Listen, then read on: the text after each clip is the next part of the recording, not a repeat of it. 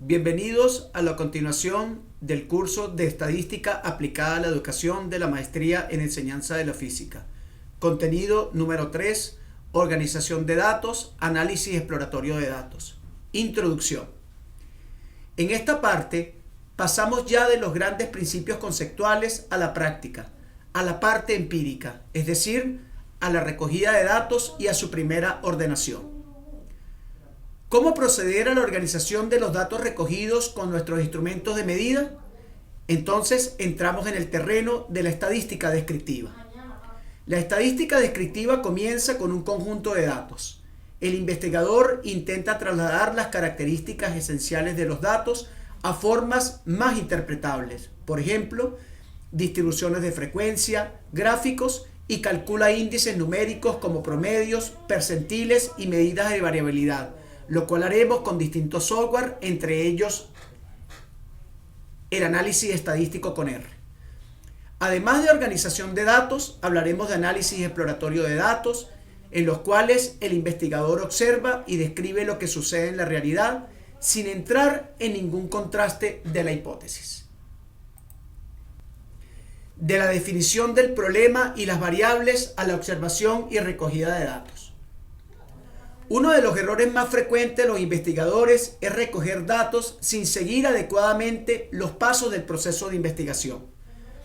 Por eso es fundamental, antes de iniciar cualquier estudio, tratar de dar respuesta a las fases del proceso de investigación.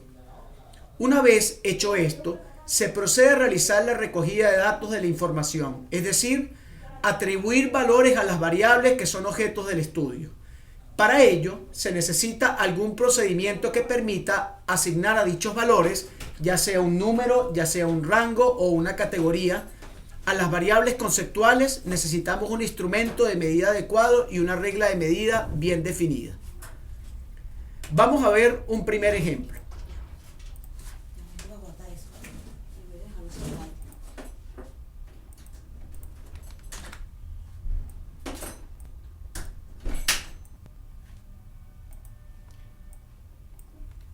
El ejemplo es el siguiente.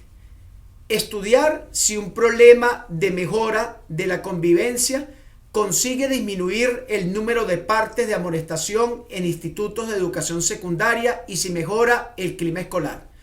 Como dijimos anteriormente, para llevar a cabo la recogida de datos, hay que asignar a estos datos ciertos valores que pueden ser numéricos, pueden ser rangos, pueden ser categorías. Y por supuesto fijar un instrumento de medida adecuado y una regla de medida bien definida.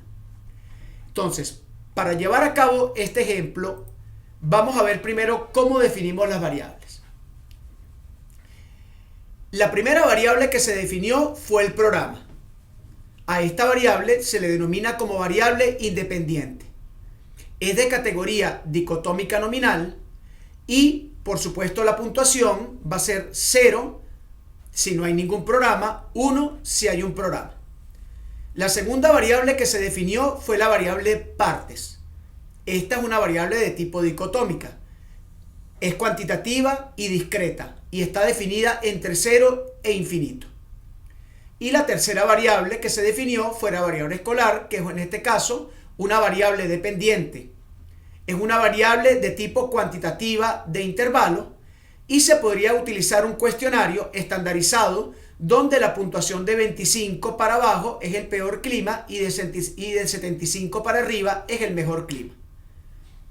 La recogida de datos sobre, por supuesto, toda la escuela, los grupos A reciben el programa y los grupos B no, y se ordenan de la siguiente manera. Sujeto 1, clase 1A, programa 1, número de partes 2, clima escolar 70. Sujeto 2, 2A, programa o la clase sería 2A, el programa, hay un programa, número de partes 0, clima escolar 60. Sujeto 3, la clase en este caso sería 1B, el programa 0, el número de partes 8 y el clima escolar 50. Y en este caso, el sujeto 4, la clase sería 3B, el programa sería 0, el número de partes 6 y el clima escolar 40. Como pueden ver, aquí en esta tabla se han tomado en cuenta toda la definición de variables anteriores y, por supuesto, las categorías que están relacionadas con estas variables y los números que se le asignaron a cada una de ellas tomando en cuenta las categorías. Algunas, como dijimos, eran categorías dicotómicas nominales, por ejemplo, las que relacionadas con el programa. Fíjense ustedes que se coloca 0 es que no hay ningún programa y 1 si hay un programa.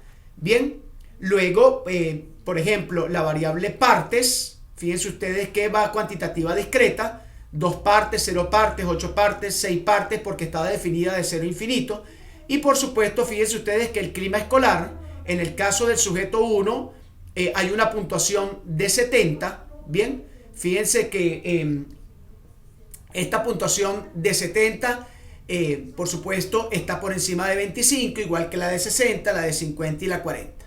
Bien, por encima de 75, fíjense que no hay ningún sujeto, para lo cual es el mejor clima. Es decir, que todos los climas están entre el peor y el clima superior, es decir, que están totalmente en el intermedio.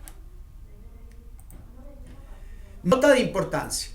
En la investigación empírica siempre tenemos que trabajar con datos empíricos, es decir, transformar en números la realidad observada. Para ello necesitamos instrumentos de medida válidos y fiables. La precisión, que está relacionada con la fiabilidad de los instrumentos, podrá tener distintos grados, por ejemplo, en variables como la edad, el cociente intelectual, el rendimiento académico, la altura, la presión arterial, etc. Y eso afectará a la validez de los resultados. En este sentido, la elección de los instrumentos de medida o el proceso de construcción de los mismos es una parte fundamental de la investigación. Una vez realizado el diseño de investigación y elegidos los instrumentos de medida, se puede realizar el trabajo de campo, es decir, aplicar los instrumentos y recoger los datos. En las próximas entregas de este contenido número 3 estaremos hablando acerca de esta última parte. Muchas gracias por su atención.